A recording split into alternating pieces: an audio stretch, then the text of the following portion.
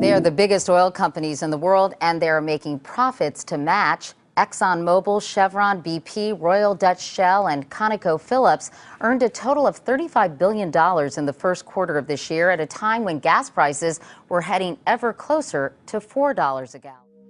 There are more than 250 million registered passenger vehicles in the United States today, which means millions of Americans are affected by the rising gas prices.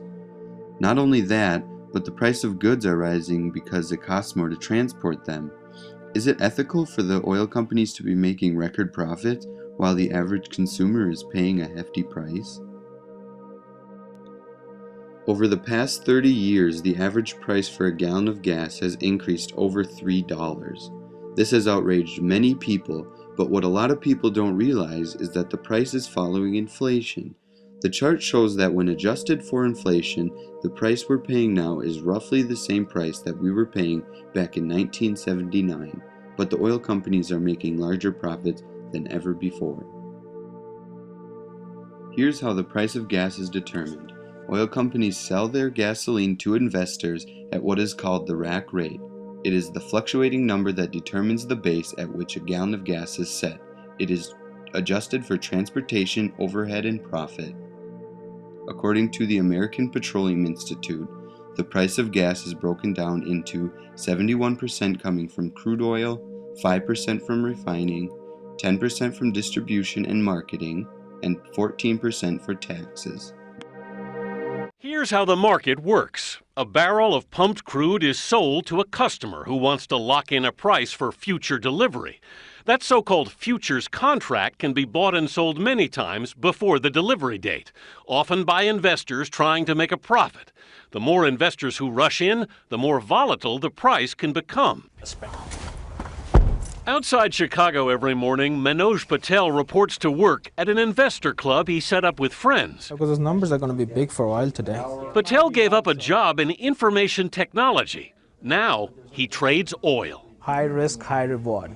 Every day he buys and sells crude in 1,000-barrel contracts. I have no use of a single barrel of crude oil. I just trade it from a trading perspective. The other trades in crude oil. About 2/3 of all the oil traded is being bought and sold not by oil companies, but by small investors like Patel and giant ones like banks and hedge funds. It is accelerating the price of oil products, gasoline, heating oil, crude oil, and other energy products for no good reason. Speculation winds up costing each one of us about 75 cents a gallon. It's not supply and demand.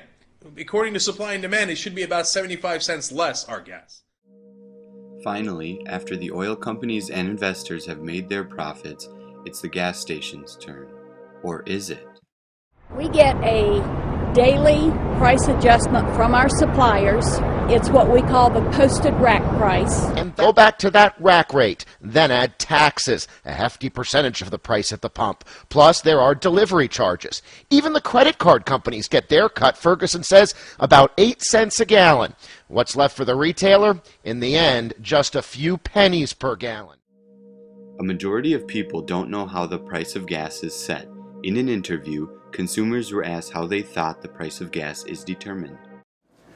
I don't know a lot about how they come up with their gas prices, but evidently Obama doesn't either. You know, it doesn't seem like he's done a lot. You don't hear him talking about it that much. It's like, I don't know. You think somebody higher up official would be investigating and taking charge on why the American people are getting gouged so bad when the economy is so bad. I think it's kind of monopoly that the oil companies kind of run what they want. They set the prices at what they want and run for it for a while, make their money, and then, oh, we'll back it down. And then they never back it down like they say they're going to. Next, we turn to local Duluth gas station employees and managers and ask them how they set their price. I have no idea. The owner of the gas station calls and just tells me, you know, how much to go up. And then we also watch across the street the other gas stations. And if they go up, we also go up. If they go down, and then I just go out there and change it. We're in the corner, and we look at holidays prices, and then we go ahead and set them, and then you'll see ICO go out there after we set them with his little stick and on the computer or anything. We have to watch Holiday's gas price. Since ICO said they set their prices according to BP, and BP said they set their prices according to Holiday, we decided to ask Holiday how they set their price. However, the manager denied being filmed, but he said they receive an email from corporate that tells them what to change the price to. In other words, it appears that Holiday is the trendsetter for the price of gas in Duluth. Finally, after everyone is done taking their share, the consumers are the ones who are being most affected. Consumers were asked how the increase in the price of gas has impacted their lives. Well, I don't like it. With my job, though, I don't drive to work because I work where I live, but it's affecting me because a lot of my customers are tighter with money. That's the biggest problem I have, is there's so many other people that are really tight with the money because of the gas prices. It does affect me, but more so with my customers. Well, it does affects my personal, and then it affects my business, especially because of the fuel price is higher than gas, of course, and basically my fuel price has doubled in the last 6 months, and that definitely affects in running my business. It doesn't affect me whatsoever for the most part, because in my business we're reimbursed for gas by clients.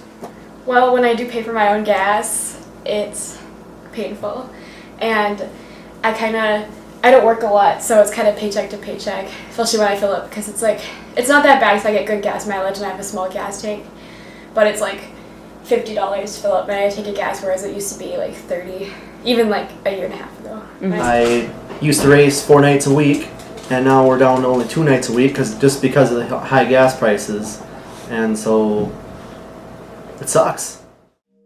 It was also asked whether or not they thought it was ethical for the oil companies to be making such large profits.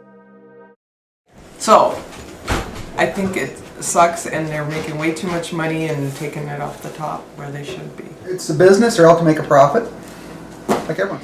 I think it's a little unfair, just because, I'm sure they manipulate it and they don't have to be selling it for such high prices, but I don't really know enough about it. Well, from what I hear, and I don't know all the facts, I think the oil companies are making really huge profits, and I don't got anything good to say about them. All in all, is it ethical for the price of gas to be as high as it is? Oil companies and speculators are making enormous profits. Not even the gas stations are making much profit off of selling the gas. In the end, consumers are being hit the hardest. Who is responsible? Is it the oil company's social responsibility to give more back to the community? Should the president be doing something to stop speculation? The effect it's having on society is astounding.